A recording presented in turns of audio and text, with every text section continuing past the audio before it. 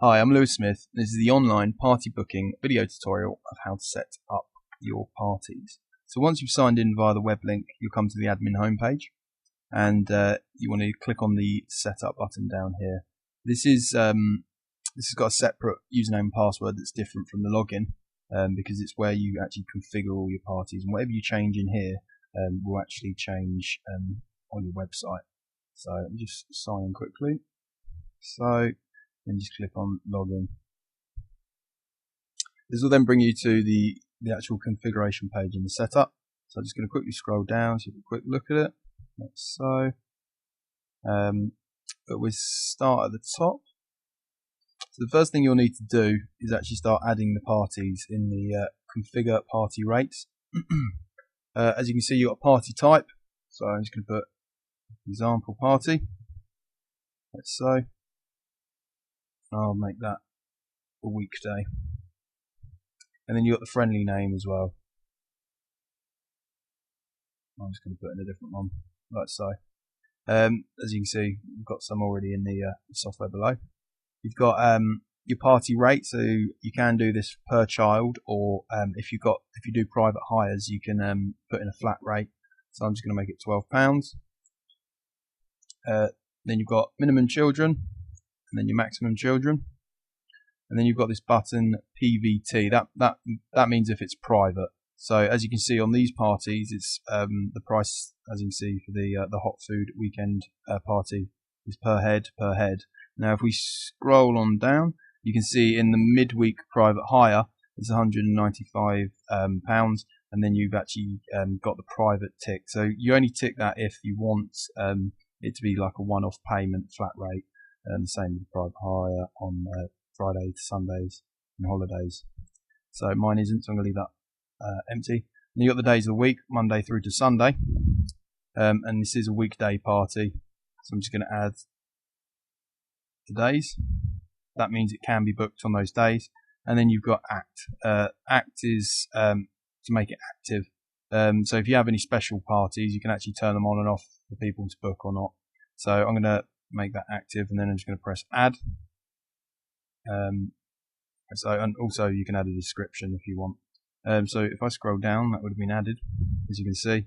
Example party, like so. And if I want to change any of that, all I'll have to do is just make the changes like so. Let's make that 32, and then you can just click on save, and that will save that like that.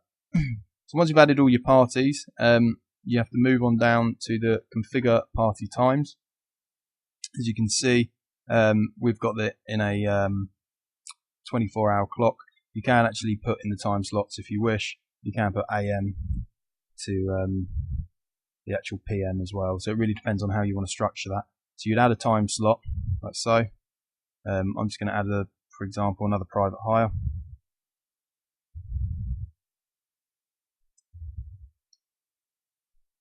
Put private late to make it 10 o'clock, 12. And then you've got the display order. So this would be number 12.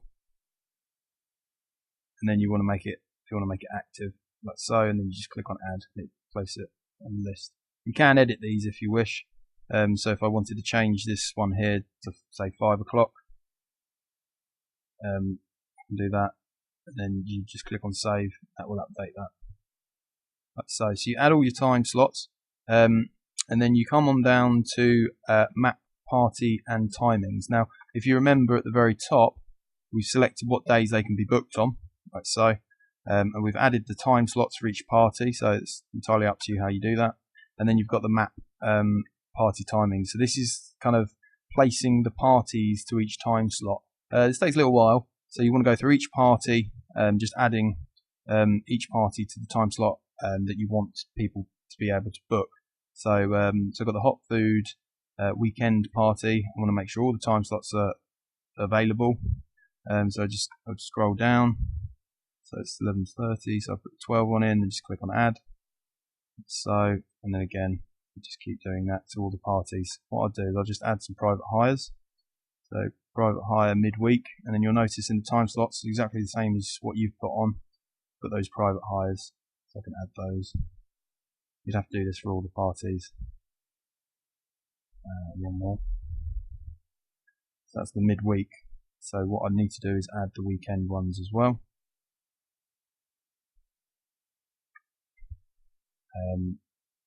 Like so. One more.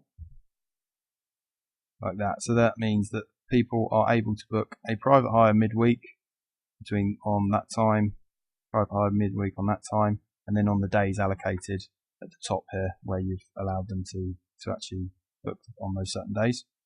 So once you've done that, you come to the next part, that's block party dates. This allows you to block certain dates for certain parties. So if you have an off-peak party or a peak party, so anything off-peak, you probably want to block out the school holidays. You also have the option to block out Christmas, because I'm guessing you're not probably going to be open then. So you just select Christmas like so. So you've got Christmas, all party, all time slot, and then just click on block. If it's blank, it means it's all parties, and if it's blank, it means all time slots. So for example, I've added a Halloween party in there, so just pretend it's a private hire. So I can add the time slot. So I'll keep it, I'll block all the time slots.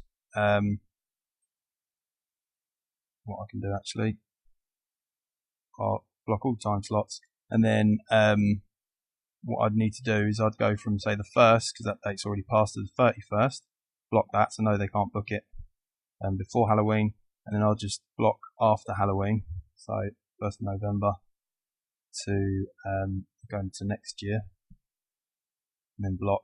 So now that's blocked that for the whole year, so they can only book the Halloween party on Halloween, like so.